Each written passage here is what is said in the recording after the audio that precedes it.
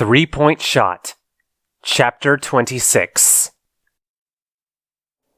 After Kirumi had been brought back to her feet, the students took more time to look at their fallen friend. The four who were already there were only casually aware that others had begun pouring into the room, as their attention was too consumed by Gonta's corpse. Gonta-kun, all you wanted was to keep everyone safe, Kaede lamented. Why is it always the people who are nice? Himiko wondered. Ryoma scoffed. Trust me, it's only gonna get worse.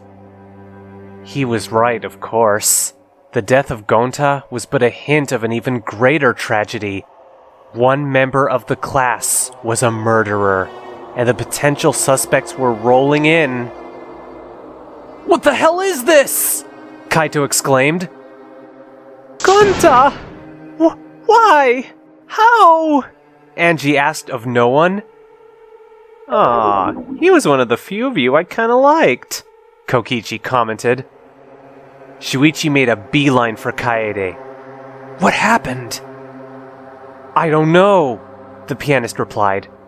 We were the ones who discovered the body. I haven't had the chance to investigate yet, but... What? When we got here, Tojo-san was unconscious too, Kaede explained. Maki moved toward the maid, an inquisitive look in her eye. You were unconscious? Indeed. I'm not sure what happened. I heard my door open, and the next thing I knew, the world had gone dark. The silver-haired girl replied. I woke up to Akamatsu-san's cries of relief, and Gonta-kun's dead body.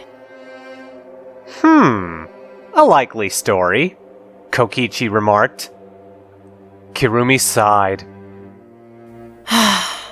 Yes, I suppose my story is suspicious. But I assure you, I am just as much in the dark here as you. In any case, we need to start investigating. Maki commanded. I'd agree, but we're still missing 2 people, Shuichi pointed out. The group looked around, and indeed, Shuichi was correct. Kibo and Miu are Totsunoshos, Angie realized. Where are they? That's what I'd like to know!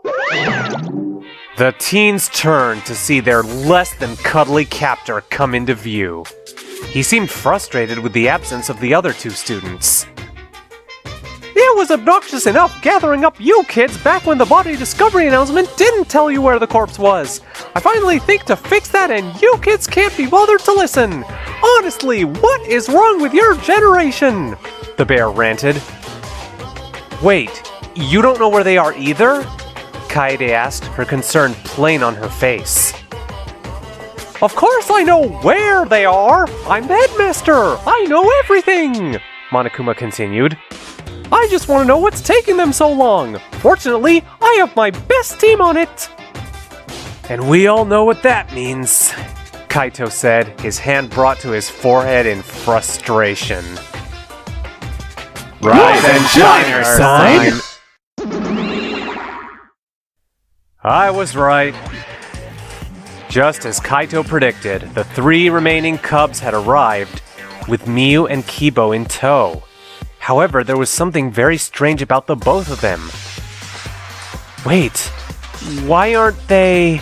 Kaede inquired. Monokuma nodded in understanding. Oh, that would explain it!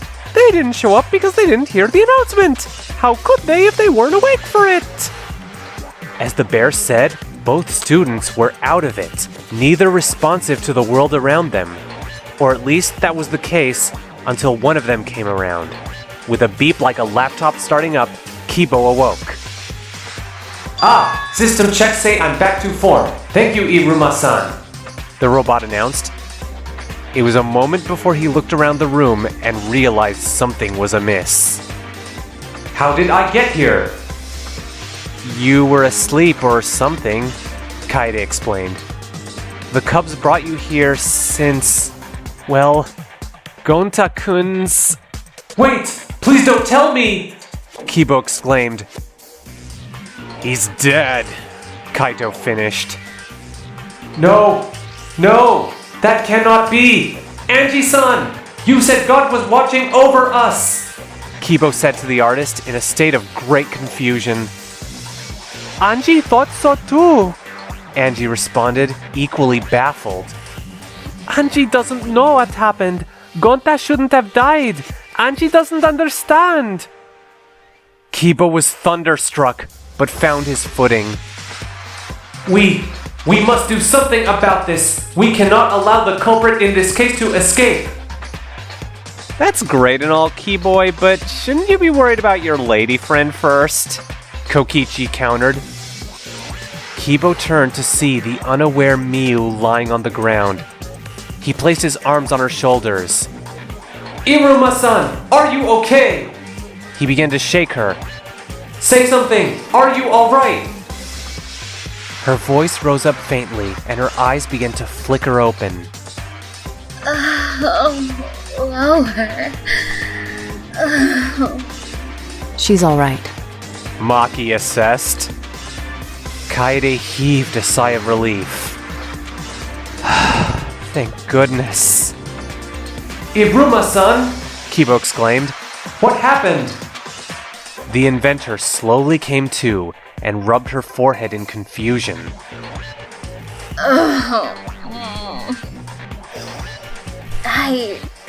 I was about to start the maintenance check and I just blacked out. Don't know what happened. Wait. How'd I get here? Bad news, I'm afraid, Kibo responded. Gonta-kun, he's dead. What? He's... Who's the asshole? That's what you kids are supposed to find out, Monokuma answered, taking the reins once more. And now that you're all here, might I present the Monokuma file? With the Monokuma file distributed, Monokuma prepared to take his leave. Alright then, kiddos, I've got a trial site to prepare. Better bring your A-game! The black and white bear disappeared, leaving his children behind. Monodam turned to his two brothers. The trial will begin soon. We will get along better once the trial is over. The green bear quickly vanished like his father. What do we do? Monokid exclaimed. He's gonna kill one of us again! You're the smart one, Monosuke! Think of something! Monosuke took on a somber visage. There's only one thing I can do. I'm gonna take the hit. What? His brother replied in shock. If I take the hit, it'll keep Monodam distracted enough for you to club him with Yogi-Tua. I'm not strong enough to take him out, but you are. Hell yeah! Oh, wait, no! You're my brother! After everything that's happened! I know, Monosuke offered, his eyes filled with something resembling determination. But we can't take this lying down. Not after Monotaro and Monofani. I'll antagonize him to make sure he goes after me. You'll know when the time is right. Okay, let's show Monodam just how useless he really is, Monokid proclaimed. So long, farewell! The two shouted as they went on their way. This family drama's getting on my nerves. Himiko lamented. Whatever's going on with them, we can't let it distract us, Kaede declared. We need to figure out what happened to Gonta-kun. Shuichi began to read the Monokuma file for the group. The victim was the ultimate entomologist, Gonta Gokuhara. He was found dead in the Ultimate Maid's research lab. The time of death was around 12:30 p.m. The cause of death is unclear, though there are no visible injuries on the body. If we're splitting up, I call dibs on Sayara-chan, Kokichi shouted. The members of the fitness club, Shuichi included, all turned to Kokichi with baffled expressions on their faces. What? Wouldn't you prefer that someone's looking after me instead of me doing whatever I want? The dictator inquired. The detective ultimately relented. Fine, I'll go with you. Akamatsu-san, can you investigate the crime scene? And Kaito, you talk to the others, okay? Kaede nodded. Sounds good. You got it, Shuichi, Kaito replied, giving a thumbs up. I'll help Momota, if that's okay with everyone. Maki added. Oh, warming up to me, Maki Roll? Kaito asked with a bit of a smug grin. Hardly. I just want to make sure you don't collapse again. Maki explained.